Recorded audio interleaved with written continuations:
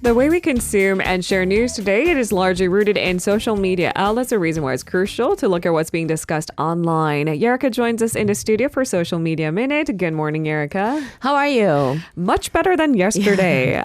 In all honesty, I think for any live broadcaster, yesterday was tough. For all citizens of Korea, it was confusing and chaotic. You asked me if scary. Absolutely. You asked me if my phone, the alarm went off during the show. It did. And all of our listeners heard loud and clear as I was talking about the emergency alert. The second alert came saying it was a false alarm.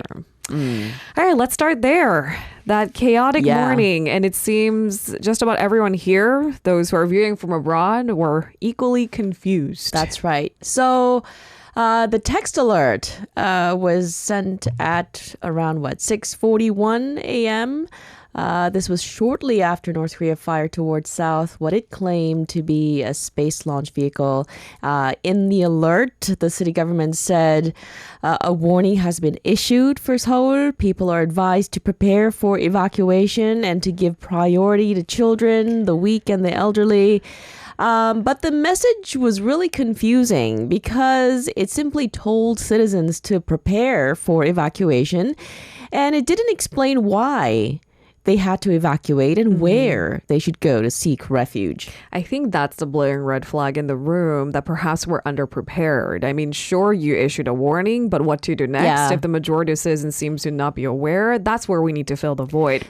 But to make things absolutely worse, South Korea's largest online portal, Naver's mobile webpage, suffered a brief service disruption. I experienced this myself because I was trying to frantically search for some more information. And you weren't the only one. Yeah, and maybe that's part of the problem. Yes, that's right. So Naver's mobile webpage suffered a brief 5-minute long service disruption from around 6:43 a.m. due to high user traffic. Many people tried to access the website all at the same time to get more information on, the text alert. And on top of that, imagine how startled and confused foreign residents here in Seoul must have felt, when they woke up early in the morning to these emergency sirens and text alerts. Many of them didn't immediately know what the alert was all about because the message was sent in Korean only. Okay, so there's another void to fill. So we're getting all of these areas we're falling short. I mean, since the Yoon administration came into office, peninsula tensions on the peninsula has been pretty intense and escalating on a day-to-day basis. Should we be more prepared in case of emergency? I think yes is a short answer. Foreign residents have shared their sentiments on social media of not really understanding what was happening. Yes, that's right. And some of the things that I read were, this one, first of all, I can't believe that after all these years, emergency messages still aren't available in multiple languages. Another person wrote, I almost had a heart attack. I was so surprised because this alert was so loud and told me to evacuate Seoul. Where am I supposed to go? I was about to get out to the closest subway station with just my pajamas and a bag with my documents. But I've got to say, that's really good instincts. Heading to the closest subway station, which there are plenty of in Seoul, thankfully. is the right protocol. But frankly, I've lived in Korea for 10 years and I speak Korean and I was confused too. That's right. Now, there was confusion, obviously, because of the reasons we just mentioned. Right. They didn't say why or where to go. But then that confusion sort of turned to anger because another emergency text message was sent by the Ministry of Interior and Safety at around 7:03 a.m. saying the earlier one sent by the Seoul city government was a false alarm. And then around 7:25 a.m., the city government sent another text message advising Seoul residents to return to their normal lives because the alert has been lifted in the entire area of Seoul. So you see the discrepancy there, right? The interior minister is saying one thing, claiming it to be a false alarm. Seoul City, in fact, the city mayor has spoken out saying that it was not a false alarm. In fact, they stand by their decision and the alert was accurately lifted, as I've said. Yes, but Seoul residents, they were, scared and confused for the duration of close to 40 minutes. And there was something else that was shared on the Blind app as well. Screenshots were shared of a text alert sent by the Japanese government to residents in Okinawa, the island of Okinawa. And these screenshots show that Japan's text alert was sent 10 minutes earlier than the one sent by the Seoul city government. But that one contained more detailed information about why people have to evacuate and where they should go. I think there's a valuable lesson there because pointing fingers and the blame game is politics. However, at that point, we also must discuss amid growing controversy, the office of President Yoon said that Seoul city government overreacted when it set out that initial evacuation alert. That's right. However, Mayor Oh Se-hoon apologized yesterday for causing confusion, but said the alert was not a mistake. So he stands by the city's decision. That's right. What the mayor said was this: the emergency message may have been an overreaction by working level officials, but my judgment is that it was not issued erroneously. We cannot make compromises regarding safety, and our principle is to respond in a manner that can be seen as excessive. Okay. So basically he was saying you can never be too careful. Okay, which I can stand by. Just maybe give us more details on where to go and how to properly prepare for situations like this. All right, so that 5-minute service disruption, it was quickly addressed, right? That's right. And many people found what they were looking for actually on social media platforms like Twitter. I thought Twitter was dead. It's apparently not. When they found out that Naver was blocked, they went on Twitter. And Twitter users wrote things like, Twitter is a disaster-specific social media. If Naver and Kakao Talk don't work, Twitter is the answer. Twitter is the only reliable platform to get real-time information. There were so many messages like this. But that also says a lot about traffic in general, right? Naver generates much more traffic than Twitter in South Korea. Correct. But there you have it. Rest assured.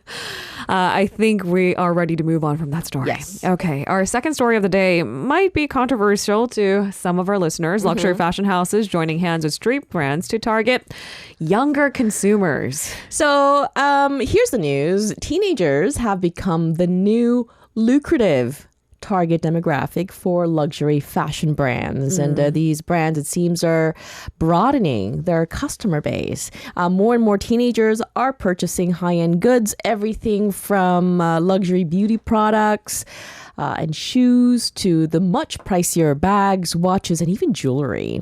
On YouTube, there is a trend of teenage YouTubers sharing their shopping sprees. They introduce themselves as middle and high school students who are into luxury fashion. Until recently, vloggers in their 20s and 30s, they were the ones doing this. They were the ones showing off their shopping sprees. And the unboxing series. The unboxing series. But now the videos feature younger consumers, teenagers, that show off their recent purchases from major luxury houses, including Chanel and Cartier.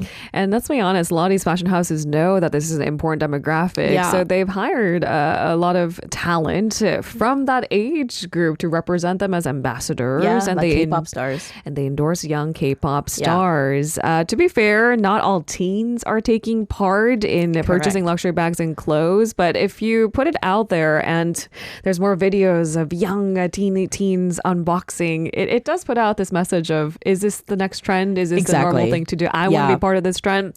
But most start out with the relatively cheaper products like cosmetics and small leather goods. And that's exactly why these luxury brands came up with these affordable goods in the first place. That's right. This one teenager that I saw on YouTube, she celebrated her 18th birthday with a shopping spree worth 10 million won or $7,500. I grew up with the era Paris Hilton. I get it. But it begs the question. I mean, where would this 18-year-old go with a luxury Dior bag? That's a really good question. Yeah. Not many places. They don't have a lot of options. It's basically school, hagwon, and home. And who else spots you with the bags? Right. Your fellow students, probably. Exactly. Okay. Anyways, the message of this is that luxury brands are, they're targeting younger consumers. They want, to build a relationship with them at the earliest possible opportunity because they may not be big, huge spenders right now when they're 17 and 18. But exactly, just wait a few years, Yeah. And when they start to make their own money, they might invest in a bigger piece. There's a really interesting, study by consulting firm Bain & Company. Gen Z consumers are buying luxury items some 3 to 5 years earlier than millennials. And according to this report, the spending of Gen Z and the even younger Gen Alpha is set to grow 3 times faster than other generations. By 2030.